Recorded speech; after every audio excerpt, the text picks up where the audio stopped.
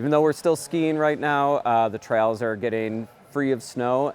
So this is a great way for the mountain bike and the cycling community in general to come together. It's a social atmosphere, but you're also kind of shopping for a new bike, unloading your old bike, or maybe finishing building out a bike with a lot of components and stuff that we have here for sale.